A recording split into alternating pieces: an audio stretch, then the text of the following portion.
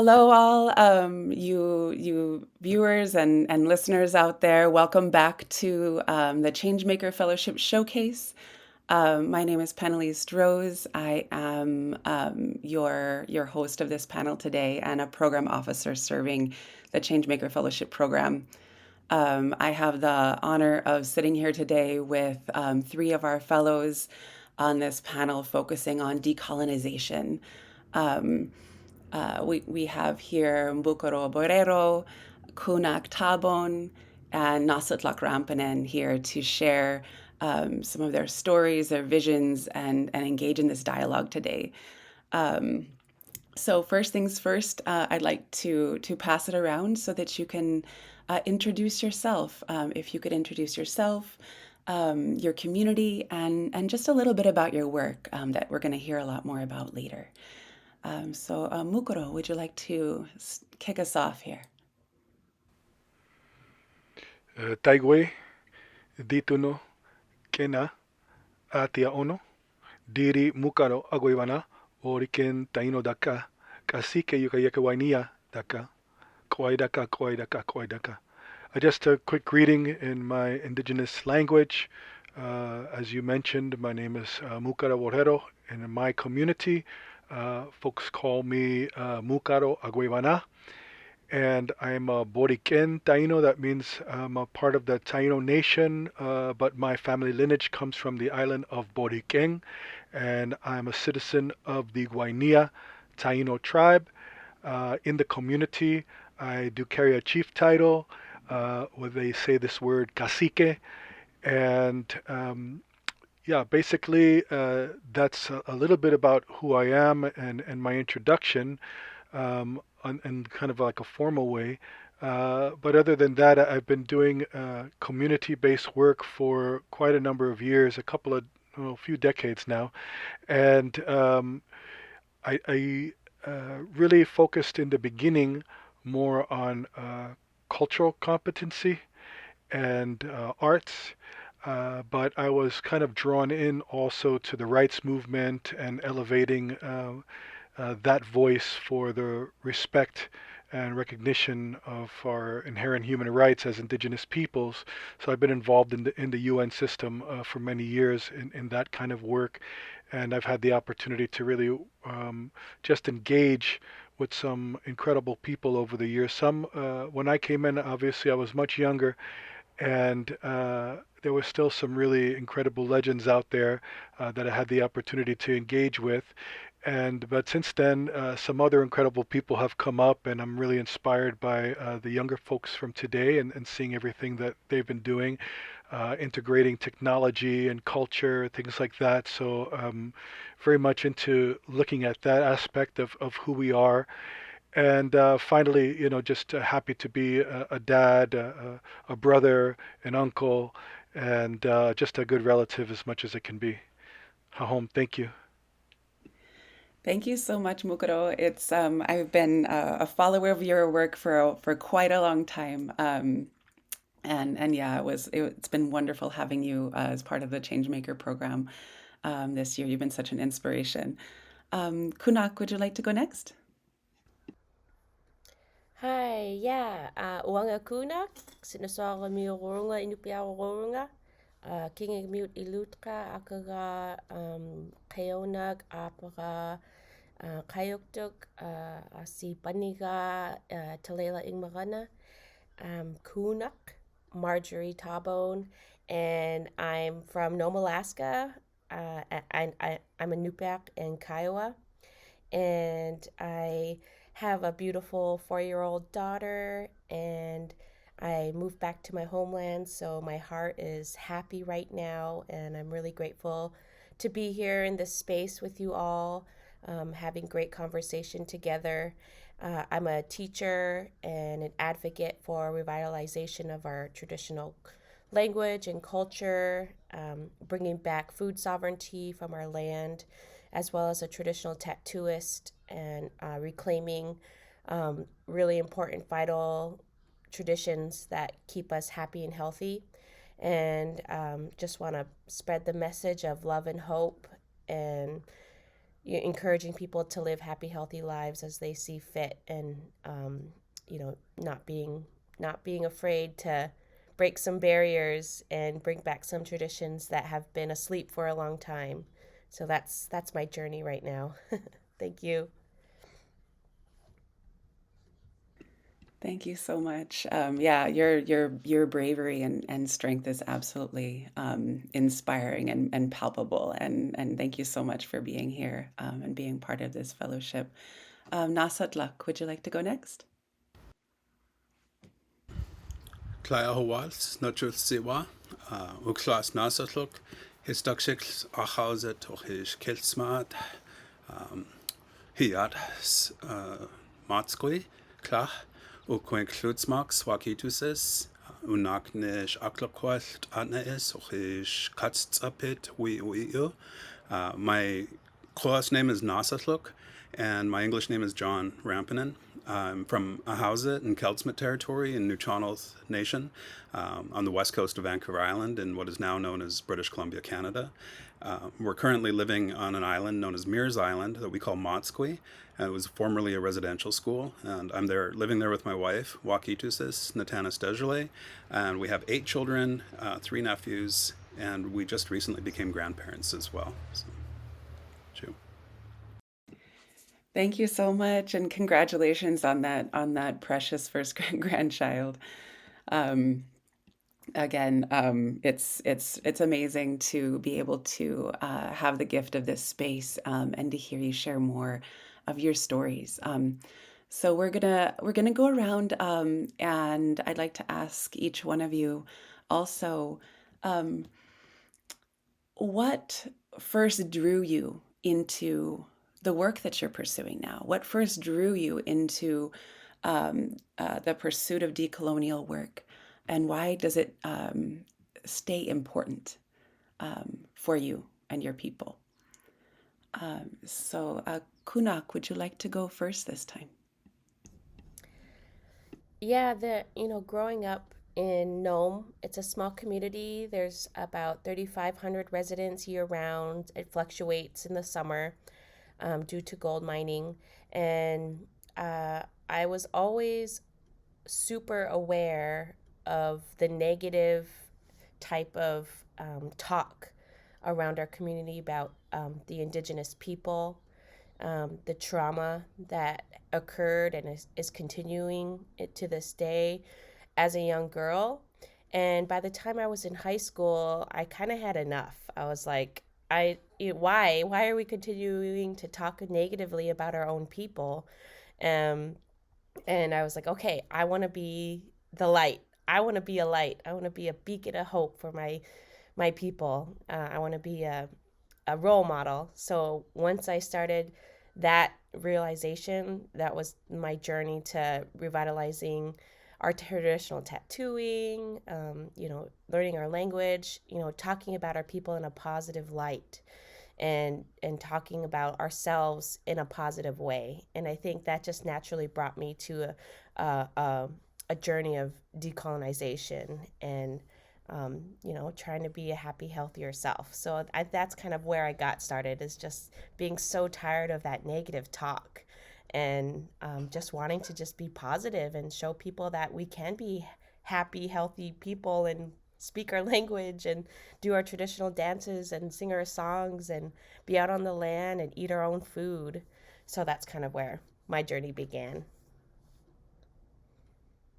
Oh my goodness, you uh, just it brings tears to just hear that power, and and recognize, you know your impact. You know the impact of beacons of light in our communities, and when our parents and grandparents and great grandparents were told by colonizers that they were nothing, and they tried to take that joy and that power away, and to hear you, as a younger woman stepping into becoming that power is just incredible and absolutely brings me to tears. Thank you. Múkaro, would you like to share next? Yeah, so I was thinking back, thinking on this question a bit, and just thinking about my own trajectory. I was the first person in my family who was born outside of our traditional homelands of our island, and I did a lot of my growing up in New York. While that might seem like a detriment to some, I was fortunate that at least my parents were able to plant some seeds in my mind about identity and who I was. Not to say that they knew everything or that they were not affected by colonization, but they tried to do what they could to just implant that, we do have a culture and heritage that's different, not the same as everybody else's. And although I may not have understood it at the time when I heard some of these things when I was younger, as I grew, I started to see it more. And I remember there was an instance when I was in high school where they were talking about the arrival of Europeans to this hemisphere. They talked about how they arrived in the Caribbean islands, which is part of the Taino homeland. Our traditional territories extend from the Caribbean islands all the way to the southern tip of Florida. Um, so we were not immigrants to this United States or anything like that. We were already traveling back and forth via islands. But they talked about the arrival of Europeans to the islands, and then the next thing they were right on the Aztecs, the Mayas, and the Incas. And I remember questioning that and saying to the teacher, well, like, why aren't you talking anything about what happened during that encounter? I had asked the question, and the response that I was getting, well, that's because those folks were wiped out very early in history, and there was really they were not significant civilizations like the Aztecs or the Mayas and things. And I of course, beg to differ with that based on the little that I knew. And I said, well, that's not true. And my family comes and they told me this. My grandmother said this. I was, told this. Well, they must be mistaken. You must be incorrect because those people were wiped out very early in the colonization. And it proceeded to get into something that was back and forth, and the parents had to be called. But at the end of the day, that was something that stuck with me. That there were people out there who were supposed to be in an authority position. You send your school. There's different kind of authorities that we deal with. You send kids to school, and you tell them, now listen to those teachers, and then you get there, and then they tell your kids this kind of stuff, and then really they're making your own family and your own matriarchs who told you other stories look like they're not telling the truth. So that sets up this kind of offset thing happening in your mind that's really part of the colonization process. I didn't really know where to go with that afterwards until some years later. I met some other native peoples, and they're always like, "What tribe are you from? I don't know if you would know us." This really kind of not feeling confident in my own presentation of who I was because I felt like I didn't know much. Down the road, I met some more community members, um, and this is now leading up.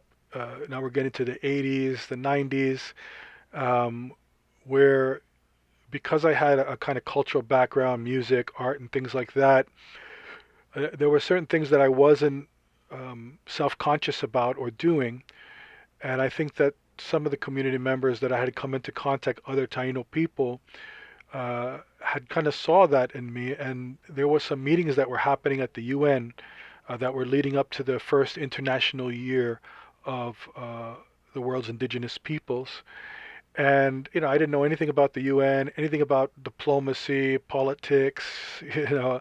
I was just an artist, and I was asked to kind of attend these meetings on their behalf because it was too expensive for them to go back and forth.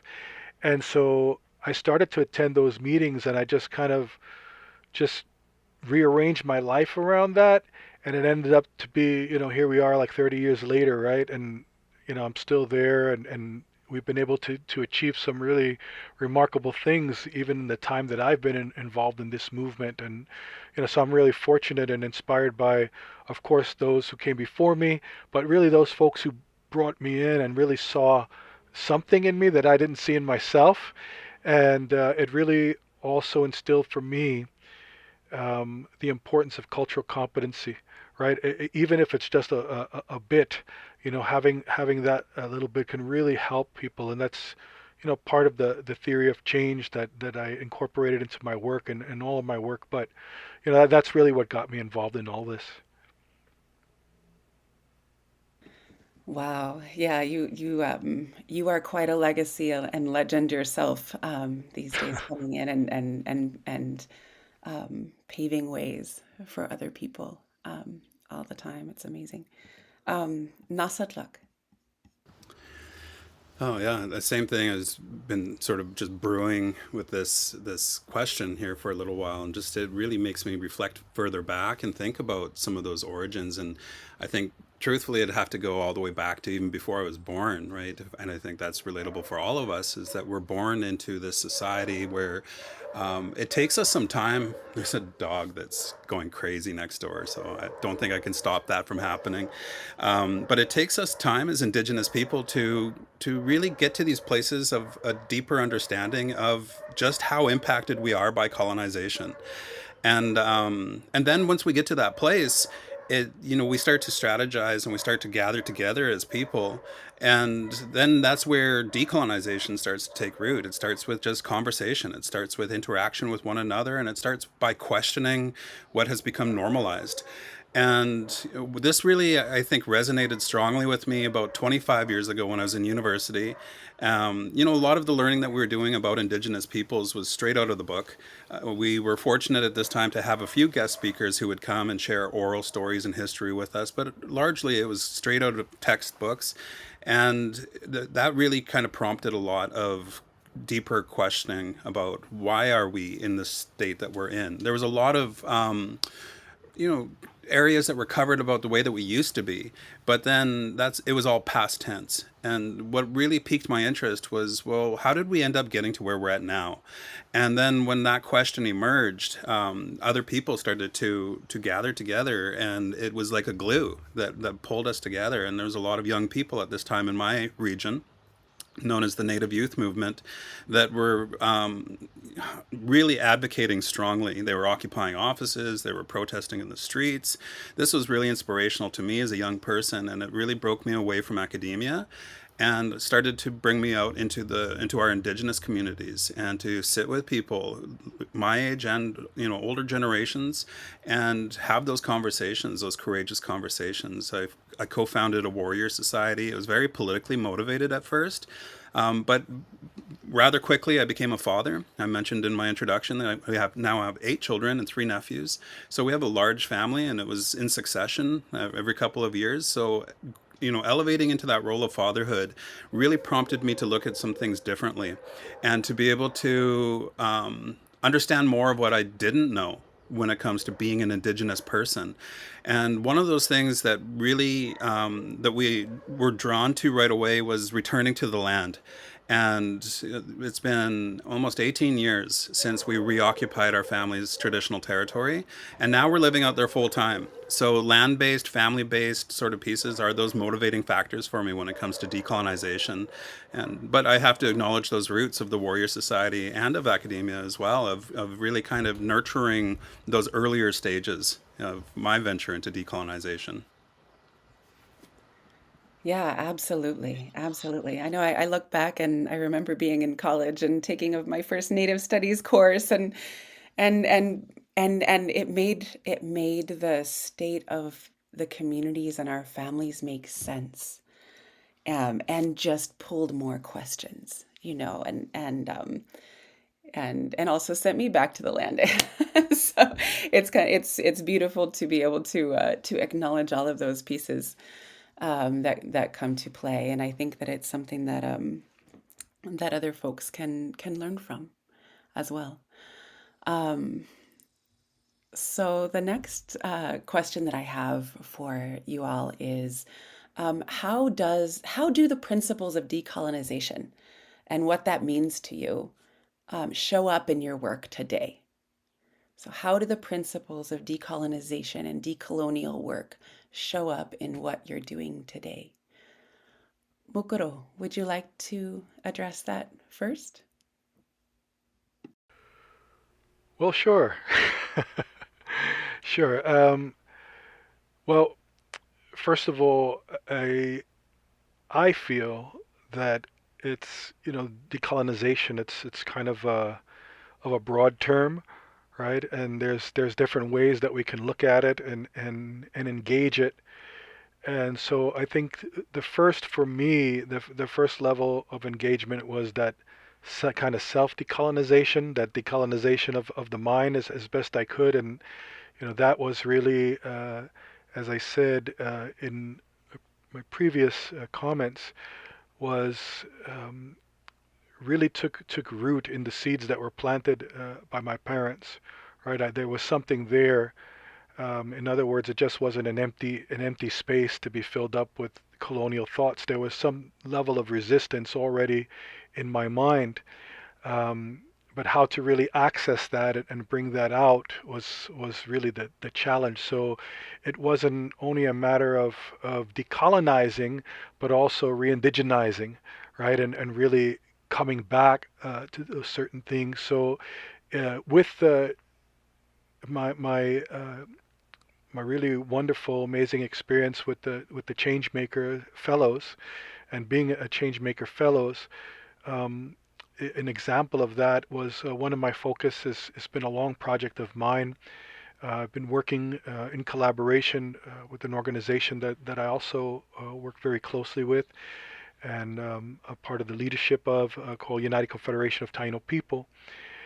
We've been working on a language project. Is the Taino language on its own has not been spoken for quite some time, but there are like kind of this hybrid Spanish, Taino kind of mixed things going on, and there are a number of relative communities, meaning communities that were related to us in the past and up into the present, with culture and language, sort of like if you think about Latin as a language, right, as a root of the Romance languages, Spanish, Portuguese, right. And so, there's a root language there, and the Taino are part of that, and so we have related communities that we can still speak to who have fluent speakers, and so I focused a lot on that because, as I mentioned, this idea of cultural competency, I really think that it's that is, at least from my theory of change, it's really important because I feel that the more that we know, for example, even just being able to share a short prayer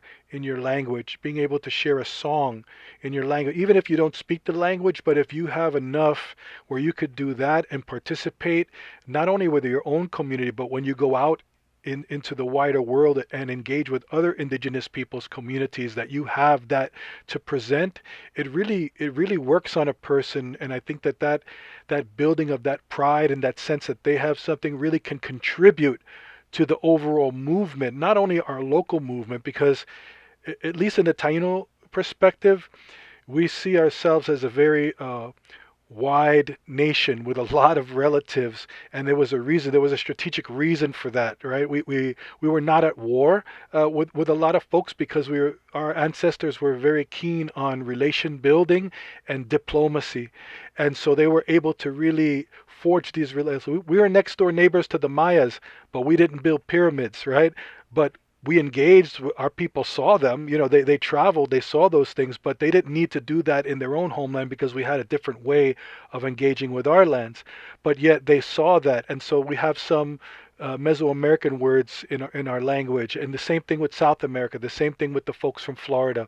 So why I'm saying that is because when we're building up as Taino people, when we're re-engaging our nation building, yes, the local, and that is the base, the foundation. We have to do that work, but we're also building partners for our neighbors, right? And to be good neighbors, right? And that's another part of our philosophy. That's part of our cultural competence to also be good neighbors, and so that we can engage in a diplomatic way rather than an aggressive way with other people who surround us.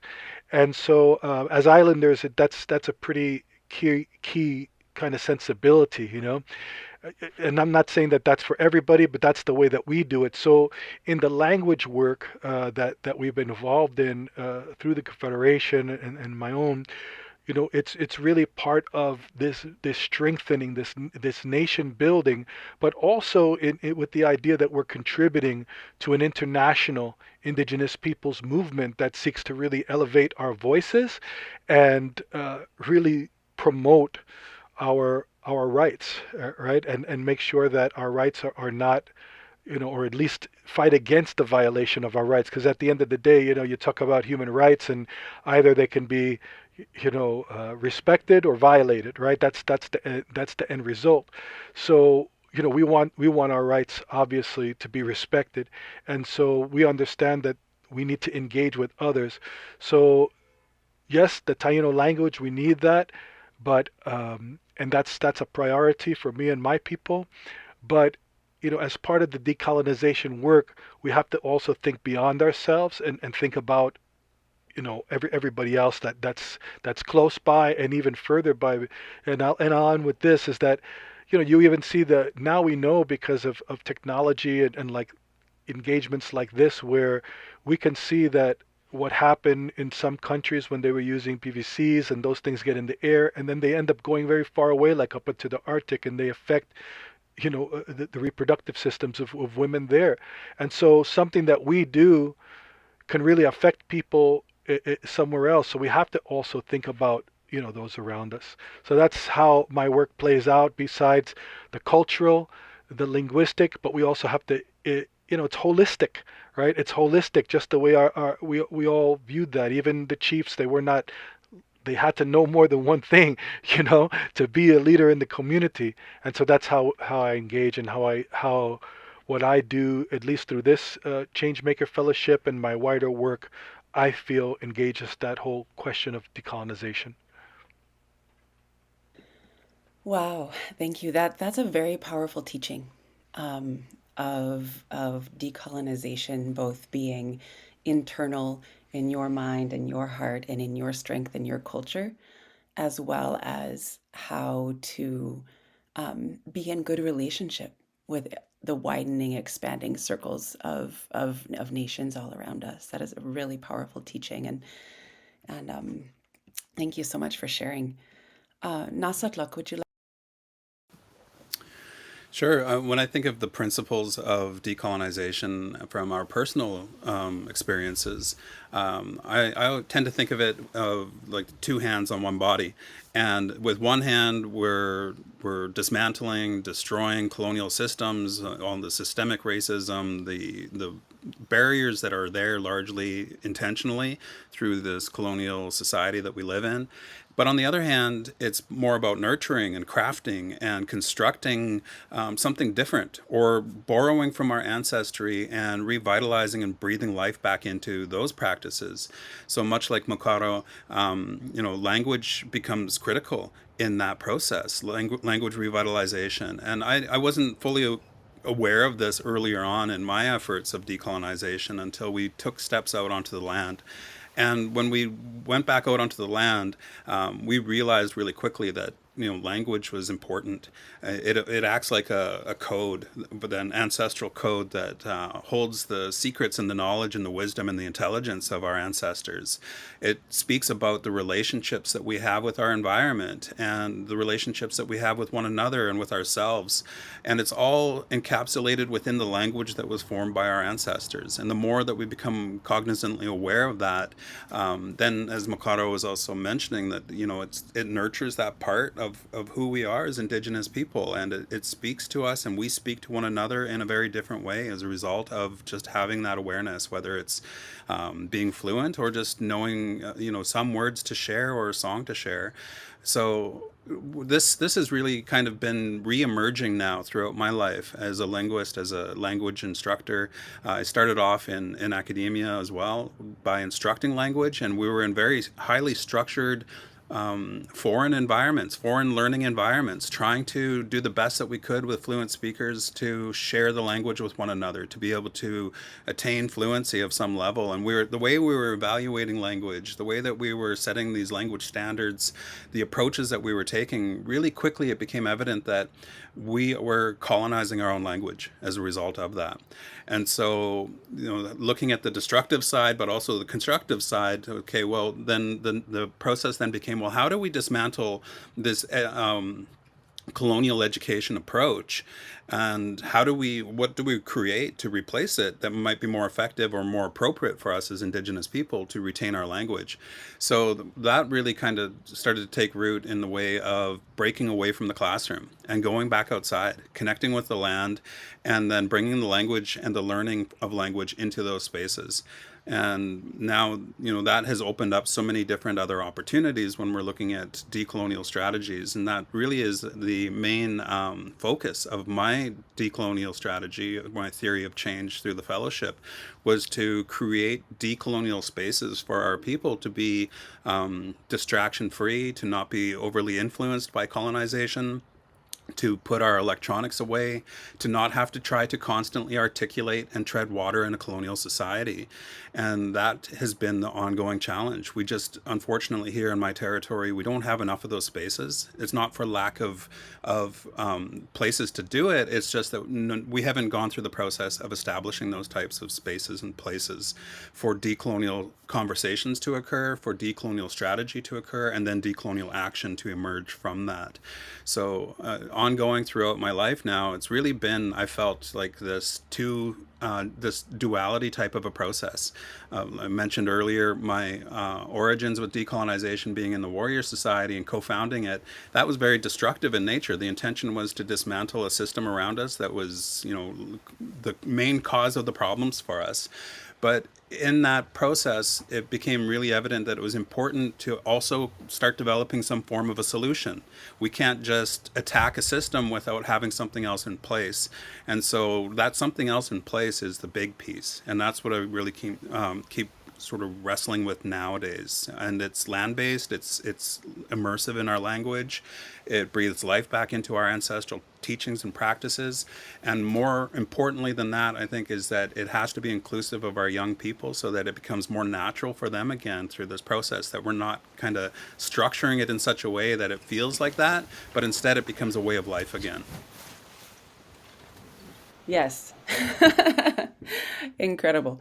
Yeah, no, decolonization as creation. Absolutely. That's a powerful statement to take with us. Kunaq, would you like to share also how decolonial principles are expressed through what you do and in your work? Yeah, man, I could totally resonate with you, Naasalthuk. Like, it just makes perfect sense. And I'm like, yes, absolutely. Trying to decolonize the way we think about how to proceed with action is constantly on my mind. And as a mother, I feel like it shows up in how I treat myself. Because for a long time, I've been the advocate. I learn how to do something in a traditional way, and then I teach it to others, whether it be through sewing, making traditional boots, teaching traditional tattooing.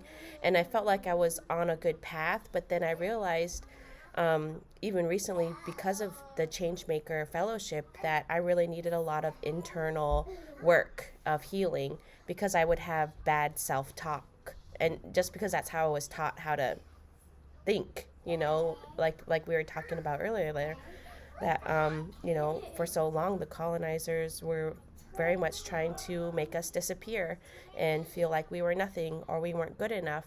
And I internalized it somehow as a baby, as a kid, in the womb, from my ancestors before, internalized this negative self-talk. And so the decolonization work is constant in my brain, like, oh no, I know I'm a beautiful Indigenous woman. I know I'm smart. I know I'm capable. I talk to my daughter. I'm like, you are a smart, capable Indigenous woman, child.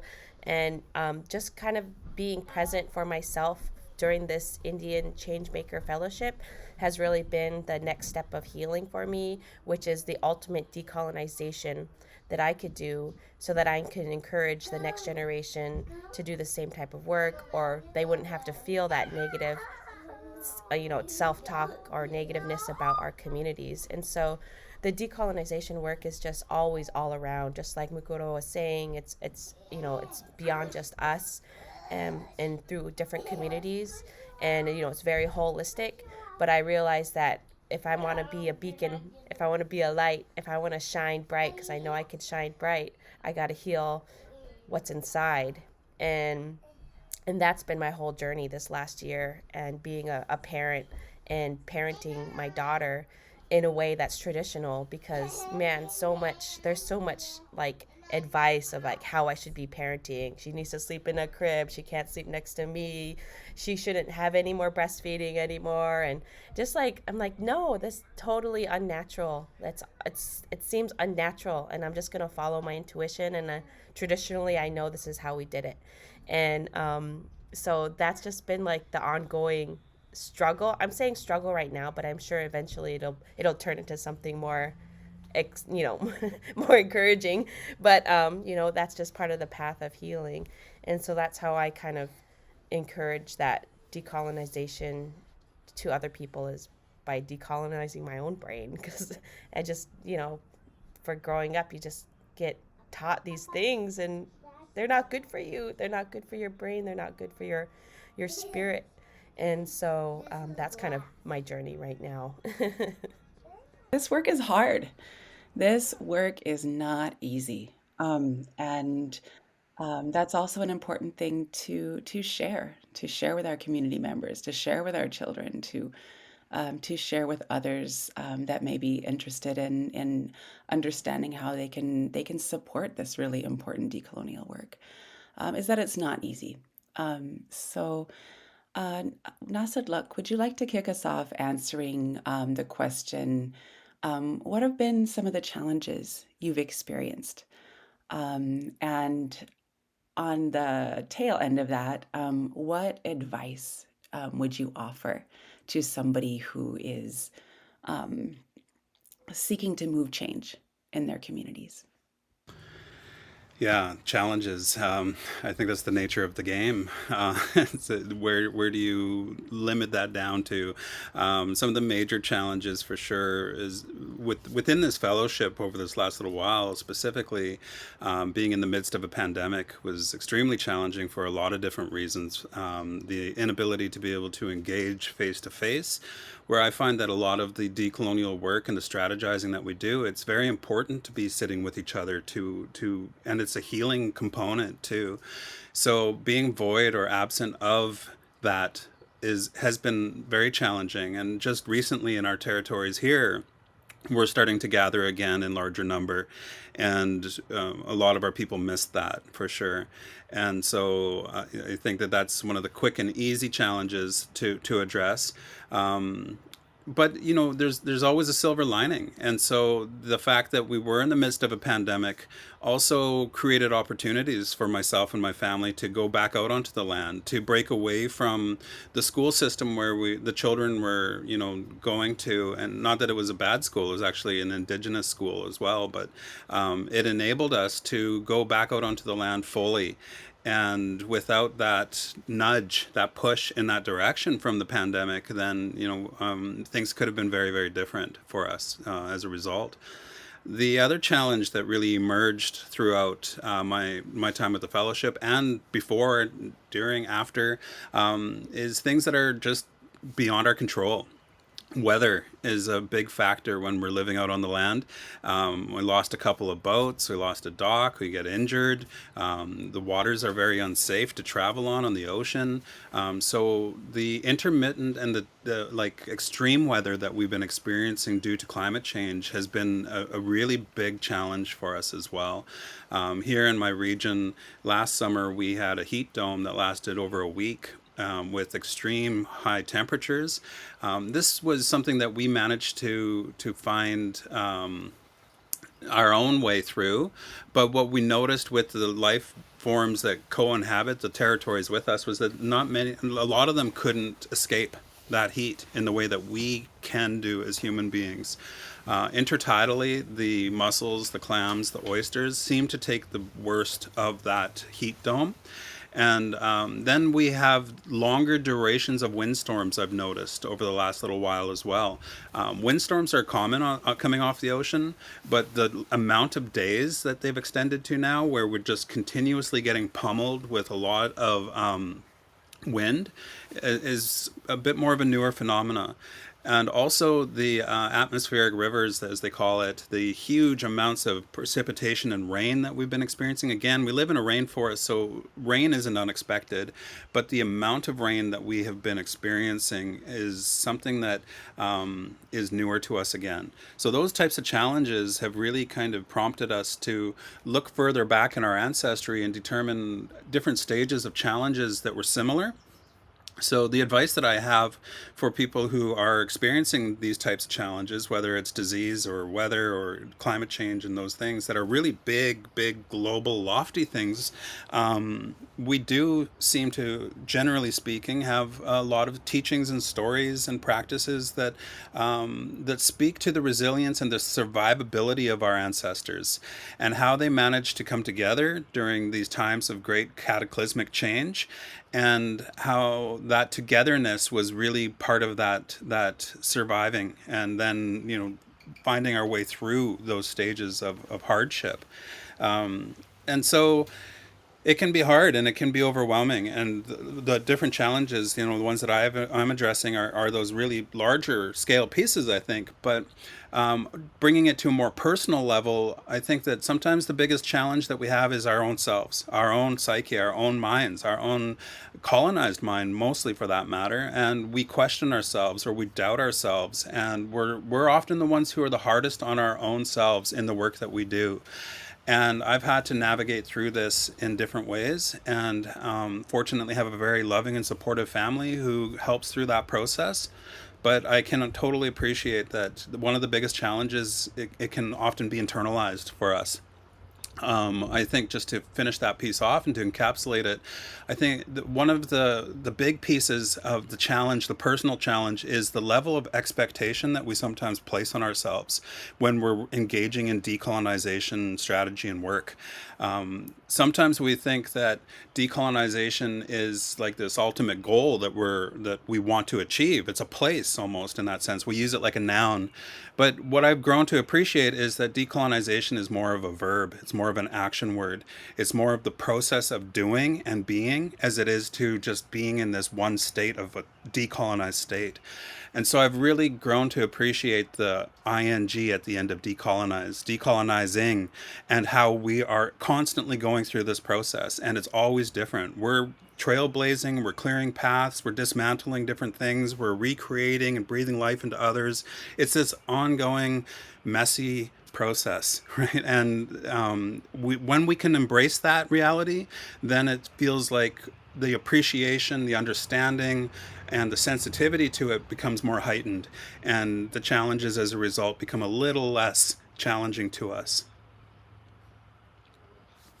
Truly. Thanks for sharing that wisdom with us and with our viewers and listeners out there. Kunaq, would you like to share next? Yeah, sure, I could share. Um, it's hard to really describe all of like the challenges in a way that can. Hi, babes. I'm in a meeting. Yeah. Sorry, my kids.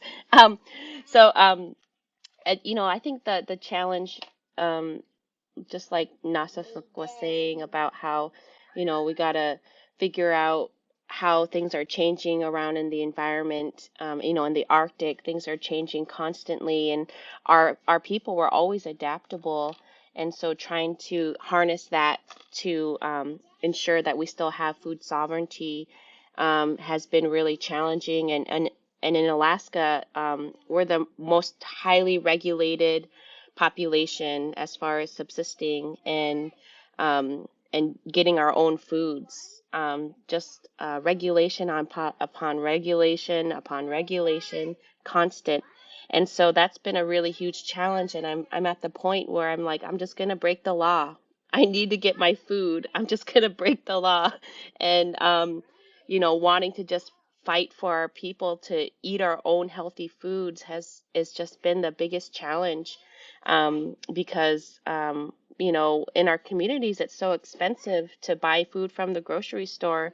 I mean, I'm taking care of my four nieces right now, and it just every single time I go to the store, it's hundreds of dollars just getting food for them. And it's not sustainable. And so going onto the land, our greens are just coming out right now. We picked our greens. It just is so fulfilling, and it's just the best food for us. And the fact that we can't get it because of the regulations and everything, it's just so frustrating. And I think that's the biggest challenge, because food sovereignty is so important to me, and to our families. And because we want to live happy, healthy lives, and just the food that we get at the store is just junk, highly processed food. And so I think that's been the biggest challenge. And I would say, advice going forward is, um, just be unapologetically Inupiaq, like just be unapologetically indigenous. Go out on the land and harvest that food. Ask elders about it. Learn about our land and our plants that we eat, as best you can. Uh, we have amazing online resources. People are out ready to help, so that we could have food sovereignty, and not being afraid to go out and do things on your own. That's kind of been a fear of mine, because my mom instilled me at a young age that I should never go out alone. I should never go hunting alone or harvest alone. And there's reasons why, it's not safe all the time, but sometimes you kind of just gotta go and do it. Sometimes you don't have a bunch of people to help you, and you just gotta be aware. You gotta be aware of your surroundings, and you gotta learn how to be aware. And so, that's kind of one of my latest things, is like, okay, I can't be afraid to go out. I just gotta be aware. I gotta know what I gotta do, and if in an emergency, I got all of my stuff that I need. I just got to go do it, or else I won't have food. So, that's kind of my advice. I don't know if that's good advice. I might not be good. Go down the land on your own. That's not what I meant. But just don't be afraid to go out and do things, and find that knowledge, and pass it on to others, I guess is what I'm trying to say. Yeah. Okay, that's it. That is an incredibly important and powerful message. And when I look to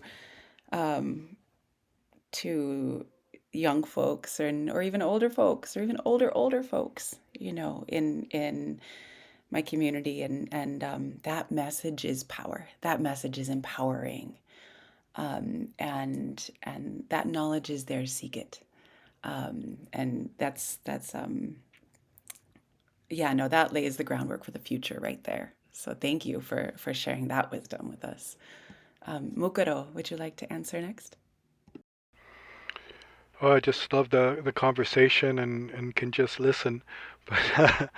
But yeah, no, I really appreciate everyone's words and just causing me to reflect a bit and just thinking about challenges, right, and opportunities. And I think just as people getting involved in this kind of resilience work and community work, there's always challenges. And I think that just as young people getting into this, why are you getting into this is a good thing to understand. If you're looking for praise or for accolades or that, it's probably the wrong thing to get into. Maybe at some point, and hopefully you get that Indian Changemaker fellowship. But going into it with the right state of mind, and in my case, it was really just about being of service, right? And how could I be of service? And as I felt that doing that could help me out, and it did, as I could have went a whole nother way, and as our brother just mentioned, this process with decolonization is ongoing. I'm not saying, when I say decolonize, I had to re-indigenize. That doesn't mean that it happened overnight, or that I'm completely there. It's an ongoing process, even for my age. It's still going on, and I still have to deal with things, and still have to face my own internal critique. As was mentioned, we often do and often are harder on ourselves, maybe than even other people are. And so there's that, right? That those regular challenges that you face as a human being, engaging, and working around in this colonized world. But in particular with the fellowship, I mean, I think that our our cohort was challenged in the way because we were in the midst of the pandemic, as mentioned, and it made it difficult, and it was unfortunate that we couldn't meet face to face and feed off that live energy. But this, as you could see from the comments and people like yourself and others at Indian, there's just a bunch of good people here and amazing work. And I just came away so inspired after any one of our sessions, and that really helped, like almost like a little battery charge, a little zap. And that's the way I feel when I'm with my community and we're doing things. I feel like I'm getting that charge up. And that's why it was also important for me to re-engage with my family too, because as an advocate and as somebody who is out and doing things, we get stretched out as people with our time, and who the needs of the community, right? Beyond your own immediate family. And the family has to, have to be thankful to my wife and my kids. They also, whether they're begrudgingly or whatever, they also have to share their time, because we have to do other things, and we try to work it out the best we can. Um, so thank you, Jocelyn, and thank you, kids, for putting up with me and all my stuff. But during that pandemic, uh, there was other things that were happening, even with the psyche of everyone around us because of that. And I don't know if anyone else experienced it, but a lot of kids went through a series of depression during that time, and that also hit my family, and it wasn't expected because we thought we were doing well. We thought we were doing good but then we had to realize it's not what we were doing, right? That's the part of the colonization and those internal critiques. It wasn't us. There's other factors that even if we're doing everything that we can, there's other things, there's other influences that also impacted that situation. So we had to kind of learn to try to let that part go. That's our fault, and that challenge that was going on through the fellowship. I'm sure as others experienced, we lost some friends, family from the pandemic during that time. And while I had originally planned to take some lessen my role outside doing things so I could really focus on what my Changemaker plan was, lost a good friend and was asked to take over and help keep their organization and a nonprofit going in the midst of the pandemic. And that has all kinds of implications, fundraising and all these things that I was not prepared for during that time. So it kind of affected what I wanted to do also, even in my Changemaker program. So just trying to juggle that. But these things happen, right? They come up, and we are resilient. That doesn't mean that we don't need assistance here and there. And I think that's the important thing about Indian, and the realization and the vision of Indian is that you can help out, and that we can help out as indigenous peoples. We can help each other out in various ways with resources, whether they be monetary, whether they be spiritual.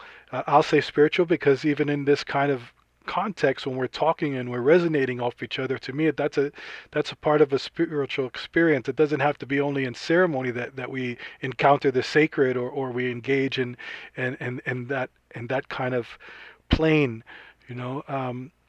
So I really felt really good, and when I was feeling kind of low and challenged at some of my points, even coming in to the Changemaker circle assisted me into raising my spirits and helping me to see a bigger picture down the road. And so, yes, I agree with Kunaq that yes, there are times that you have to work it alone. You know, you have to do and be prepared to do things alone. But in my humble opinion, you know, indigenous is not an individual exercise, right? Being part of being indigenous is also that, you know, the beauty of it is also that we're connected to community and we're connected to the world around us. So we don't always have to feel that aloneness, right? We have tribes, we have that, and that sometimes we forget, or maybe the way the system is and what they've done to our people, it makes it hard for that engagement to happen. But I think there's enough good people out there that we can outreach, and why it's so important to have mentors, you know, in this process. And I think that was one important thing that the Changemaker Fellowship emphasized, really connecting with mentors and coaches, or however you wanted to explain it, through the process, so that you you were able to reach out and engage in some of those things if you need it, you know. And so yeah, so I hope that within what I just said, that there were some things that some of the other fellows and other folks can take out of that as advice or as things to think on at least, you know. I don't know if I'm such a good one to give advice, but at least give folks some things to think about when they're engaging in this type of work. One is that, again, you know, it's not always a very forgiving place, right, to be. And we have to really, I think important for me was try not to internalize everything, not make it about me, and just really being ready to let things go, you know. And I had a hard time with that in the past, but I think that that's helped me in the present. Yeah, definitely being able to reach out to reach out to, like Kunaq said, those beacons of light, reach out to others to provide that inspiration when we need it, and make sure that we build that circle around us. And I know, Kunaq, you were referring to the boldness to sometimes if you wait for others to join you, sometimes you'll never go. And what you can lose by never going is worse than waiting for the rest of your life for your whole community to come with you. Sometimes you got to be the one. And all of you were so just to remind everybody, each of these change makers here, each of you here was identified, as a beacon in your community by Indian collective staff. We are not the ultimate decision makers of who is selected to be a Changemaker Fellow.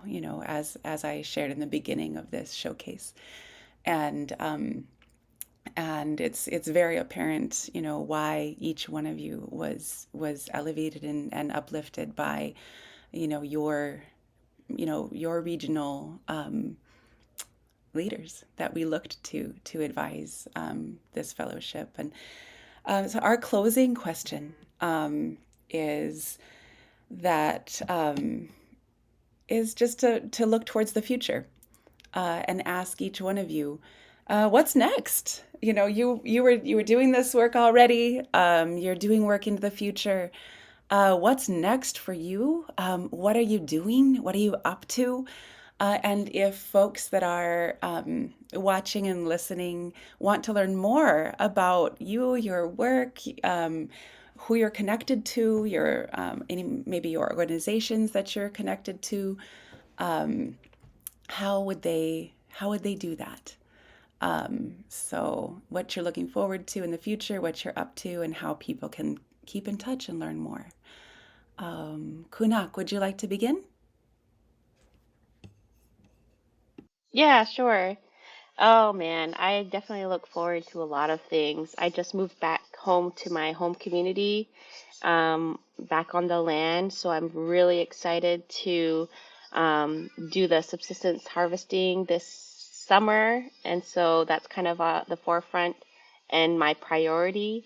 And I'm just going to continue learning and teaching our traditional skills, and through the Indian Fellowship, I've been able to say no to a lot of opportunities that don't fit into my journey as I'd like, which is a good skill to have, to be able to say no. And so I'm prioritizing teaching to Indigenous people, because a lot of the requests I get asked is to teach to non-Indigenous people to help them acclimate to our rural communities. Like I don't know. Anyways, I'm able to be like, no, I'm focusing on teaching to the Indigenous people or to my own community, because we haven't had anybody be able to teach it for a long time. So that's kind of what I'm really looking forward to, is just putting my focus and energy into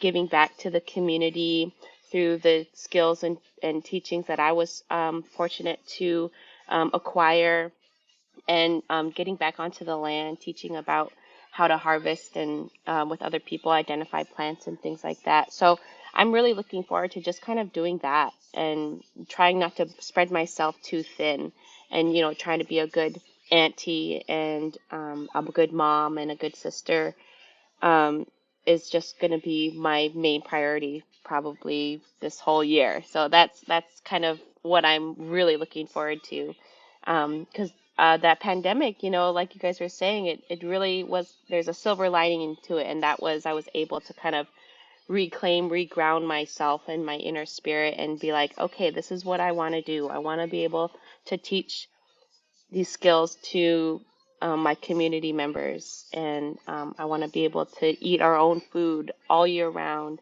And these are the goals. I want to be a good mom, so that's something that I'm really looking forward to. And just being back here in my homeland is just just totally fills my heart up, and I'm just so excited to begin this journey back home after school.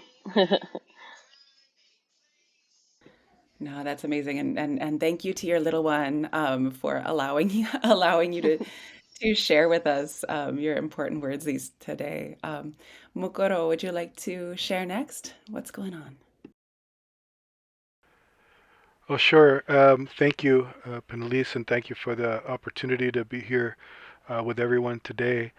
Yeah, lots going on personally and also with the organization that I had mentioned, United Confederation of Taino People, for related to the Changemaker Fellowship. I'm hoping to be finalizing our first classic Taino dictionary and grammar guide.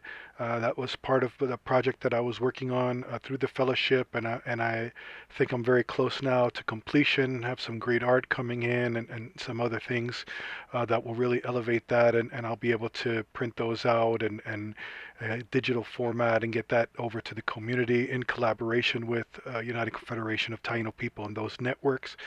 And the other thing is, as a Taino person, and particularly a Taino from Boriquén, which people know today as Puerto Rico, we had kind of this like anomalous position in the indigenous world where, our ancestors were like the very first peoples in the hemisphere to be called Indians.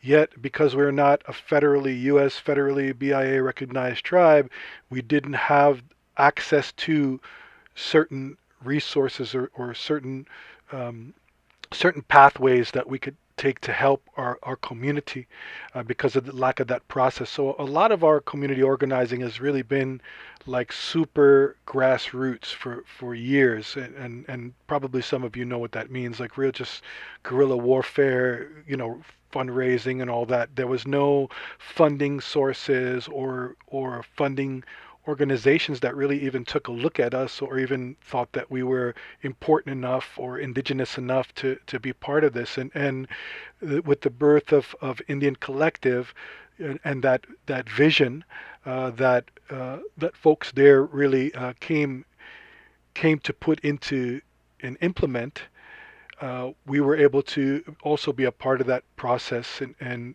really for the first time to achieve some significant assistance for some projects. So one of the things that we're working on when we talk about decolonization spaces and spaces for decolonizing conversation and just community development. We have a project with the United Confederation of Taino People that's seeking to establish, and we're in the process of it, of establishing the first Taino embassy and community center on the island of Boriking. And it's proven to be, it's not an easy task.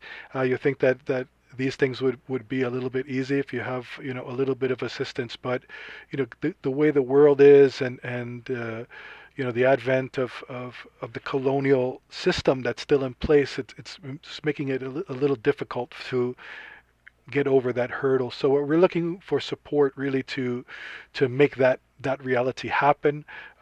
Community meeting space, art space, learning space, teaching space, and also when we talk about land back, to have connected lands with that, for not only to assist in and contribute to our food sovereignty, but also to contribute to our spiritual growth and ceremonial growth as a people, and have a safe space for different communities of Taino to come together and to participate and come together in a way that our ancestors did, so that we can work together to address these larger issues that were mentioned previously: climate change, the loss of biodiversity, the need to build that cultural competence, and that whole decolonization and the other D's that come along, the development and everything else that comes along with it.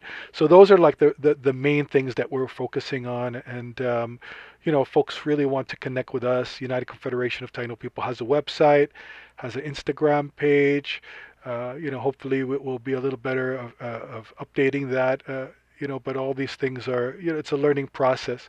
And, people could always get in touch with me through the initiatives that I work with, either through the Confederation, through Tribal Link, and others. And, I also have personal social media that people can connect to if they just want to just connect in that way and expand relationships and networks. So that's where I'm at. That's what's happening. Hahom, thank you so much. That's incredible.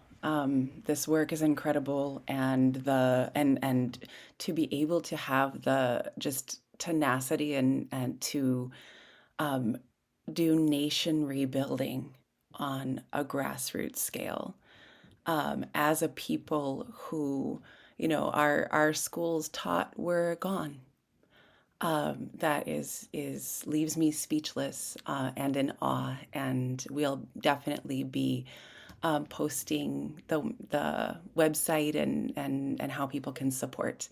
Thank you so much for sharing. Naasalthuk, what do you have going on this year? Yeah, just sounds like some really great things that are still on the go, and just really inspiring to hear that you're keeping up the really good work. And I know that this is going to reap benefits not only for you and your respective regions, but we feel it from afar too, and that influence that we have on one another and the support that we hold each other up with. It's just really uplifting to feel that that it's, with 1 year of the fellowship, that it's not the end for us. And our connections with one another. Likewise, Kunaq, the focus on being a parent, on a grandparent, and an uncle, a father. I focus on being a husband and being the best that I can in those roles, and nurturing and developing those relationships to recreate community for ourselves in a way that works better for us. Those are some of the ongoing pieces on a personal level or family level. I'm a speaker for our hereditary chiefs. I'm an advisor, and so there's a lot of really exciting pieces that are moving forward with the revitalization of our hereditary governance systems, reclaiming land, reclaiming our waters, reasserting our way of life. All of those really important pieces. But in order to be able to get to those really big goals, there's a lot of intergenerational trauma that we need to address, not only internally for ourselves, but especially externally within our community. And so over the last little while, I've felt very fortunate to be alongside with the emergence with our hereditary chiefs and their initiative to immediately combat and confront some of the biggest issues that are affecting our community, which is the illegal sale of alcohol in our community, which has unfortunately been taking way too many people over the last couple of years through the pandemic. I believe just in my home community, we've lost over 60 people to alcohol-related disease and death. And this is an ongoing issue that fuels a lot of other underlying issues that are existent within our communities due to intergenerational trauma.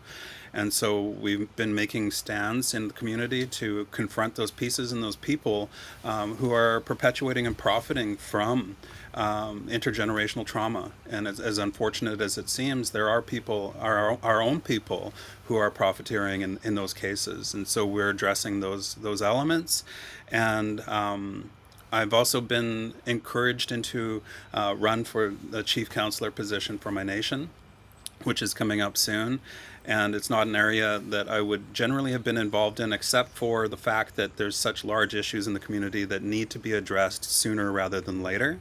And in my mind, the system of governance that has been introduced to our people here in Canada through the Indian Act has really intentionally suppressed us as a people. And it's been very convenient for others, but very inconvenient for us. And so the focus is to dismantle and decolonize the Indian Act Band Council system and to recreate something that's going to be more appropriate and better for our people, and nurturing those younger generations to occupy the roles and take on the capacity that is needed to carry this work forward for us. So those are some of the exciting areas that we're moving into. And if you would like to get in touch with me or be in contact or continue the support for one another that we do, you can find me on social media with my traditional name, Naasalthuk. Chooch. I am very much looking forward to continuing to learn and keep up with what you're doing up there. It is truly incredible and has been the work of you and your wife and your family has been an inspiration to me for a long time, quite a long time, and I cannot wait to see what you are moving forward into the future with. That's incredible. Well, thank you all so much. It is an absolute honor to have heard more of your stories, to be able to share these stories with the public, with our viewers, with our listeners, to share inspiration of your courageousness, Kunaq, and remember that light and remember that bravery. You're being willing to step into that work, Mukaro, of grassroots rebuilding, and Naasalthuk, just moving forward your family and your community into just inspired re-relationship with land and revisioning what's possible. It was our honor as Ending Collective to be part of your support network. And thank you so much. Thank you so much for being here today. Thank you, PennElys, and everyone on that last panel. That was another inspiring and empowering conversation. And thank you to everyone who has joined us so far on day one of the Indian Changemaker Showcase. Tomorrow, we're going to continue the showcase with 3 more panels on develop and defend. And we'll also be joined by another special guest, Oglala Lakota multidisciplinary artist, Mato Wayuhi. He is a producer, a composer, and he is also the composer of the award-winning Hulu series Reservation Dogs. And so we hope you can join us tomorrow for all of our panels and our special performances. To close us out today, we'll be joined by Anishinaabe hip-hop artist and producer Mike Jordan. So thanks so much, everyone, for joining us, and we hope you enjoy this next performance, and we'll see you tomorrow. Bonjour, Nwe Maganaduk, Mike Jordan, Dish Nakaz. Hello, relatives. My name is Mike Jordan. First and foremost, Chimagwech, thank you so much for having me a part of the Changemaker Showcase. It's an incredible honor to be here amongst amazing changemakers who are doing incredible work in their communities all across Turtle Island. Today I'll be playing a song in dedication to our youth. This one's called Dear Native Youth. Miigwech for having me. Thank you.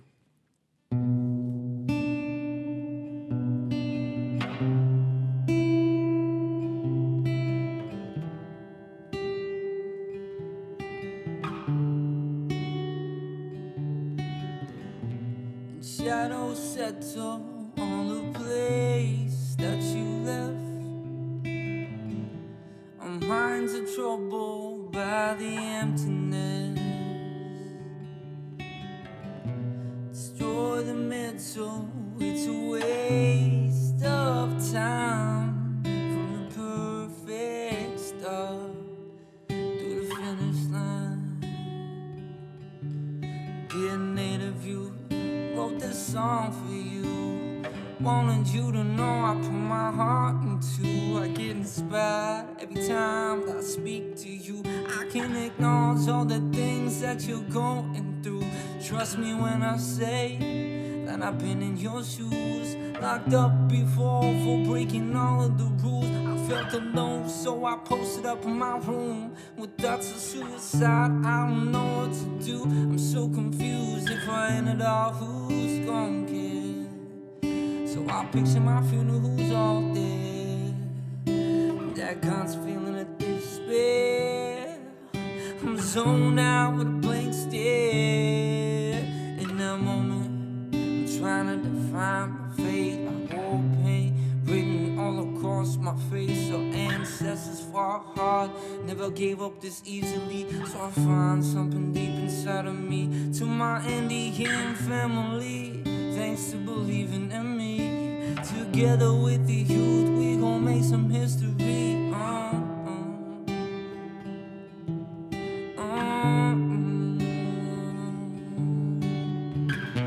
And shadows settle on the place that you left. Our minds are troubled by the emptiness. Destroy the middle, it's a waste of time. From the perfect start to the finish line. Dear native you, yes I'm still talking to you. I promise you the only truth, that's all I know how to do. Too many years of constant being lied to. I know how you feel. You probably had it up to here. And take a moment from wiping those tears. Close your eyes for a second. Imagine no longer living in fear. Keep your head above the clouds and know it gets better from here. Pretend for 1 second, Pop is putting down the beer as he puts his arms around you so you can feel how love heals. How love heals. It's not your fault that your love for life, it just disappears. It disappears. I know the pain suffocates and takes you to a distant place. And you the more experience the highest rate. We got our promise, we will never let the youth fade away. This is more than Twitter hashtags, dear native you.